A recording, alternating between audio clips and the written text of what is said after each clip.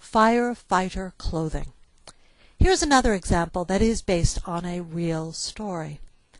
A state agency passed a regulation requiring state and local fire departments to provide safer clothes for firefighters.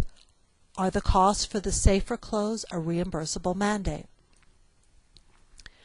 Well, it was freely imposed by state government on local agencies. The regulation requires local governments to provide a higher level of service, safer firefighters wearing safer clothes, and it doesn't really meet any of the exemptions.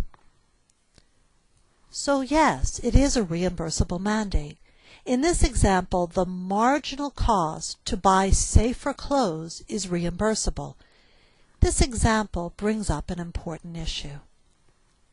Sometimes a state policy can be redrafted to yield similar outcomes without imposing a reimbursable mandate. For example, suppose that the state agency passed a regulation requiring safe clothing for all employees in dangerous occupations. Because this law would cover employees in the private sector as well, maybe including roofers or people working on fishing boats, it would not be a state reimbursable mandate. Ozone limitation plans. Let's assume that a new federal law requires some local governments to develop ozone limitation plans. A state law adds some additional planning elements to the federal requirement. Is this a state reimbursable mandate? Well, the additional planning requirements were freely imposed by state government.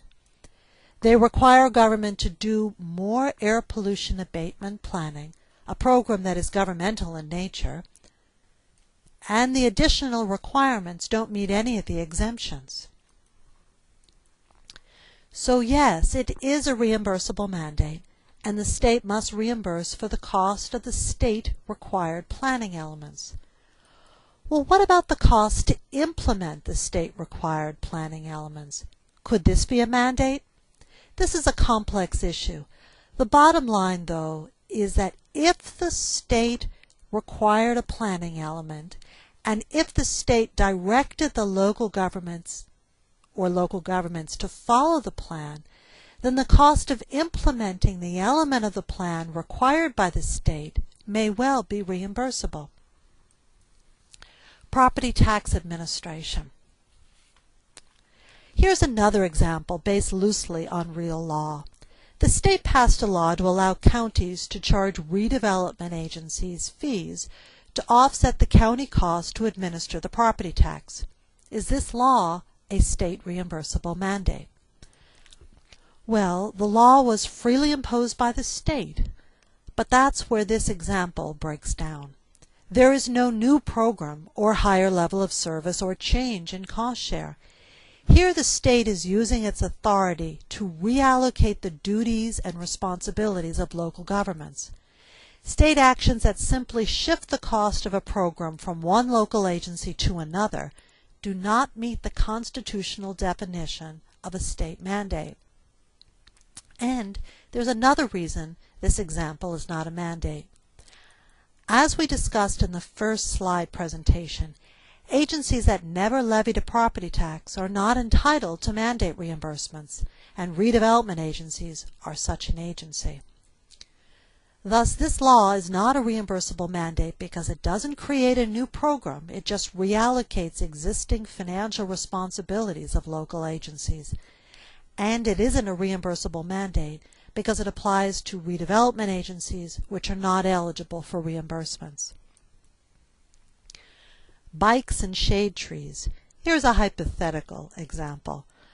Part of a new global warming initiative requires cities to establish new bike and shade tree programs in their communities. All residents can get free bikes and trees. The year the state's voters created the program, called BAST, the legislature decided to provide cities with 50% of the program's cost. The legislature provided this funding for 12 years, and then the legislature passed a law saying that all costs for BAST are a city responsibility, and deleted funding for the program from the state's budget. Is this a reimbursable mandate? Well, though the original law was imposed by voters, the legislature freely passed 12 state budgets that helped fund BAST and then freely passed a law to stop providing the funding. So let's check the first criterion. Now, cities must pay for the share of the program's cost that previously was provided by the state. So would it be a reimbursable mandate under the part of the Constitution that talks about changing cost shares?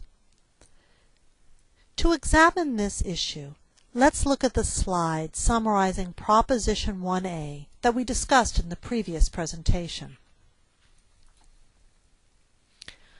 Proposition 1A of 2004 amended the Constitution to define as a reimbursable mandate certain changes in state-local funding responsibilities for shared programs. Let's go through the various factors that would make a change in cost share a reimbursable mandate.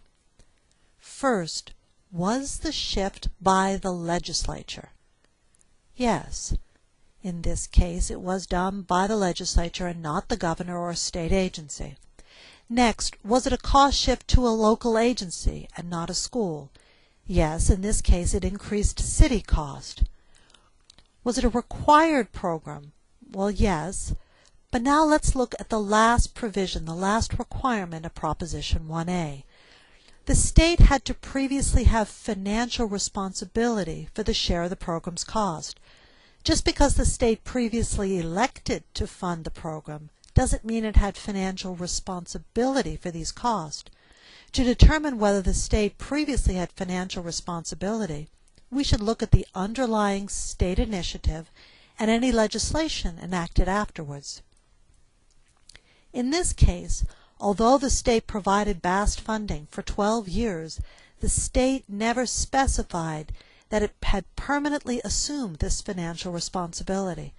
Thus, the funding change would not be considered a shift in program cost. To recap, as you can see from our summary slide, the state freely passed the law specifying that cities had to pay all costs for this program. But the increased city costs are not a new program, higher level of service, and they're not a shift of financial state responsibility for a shared program. The measure also doesn't meet any of the exemptions.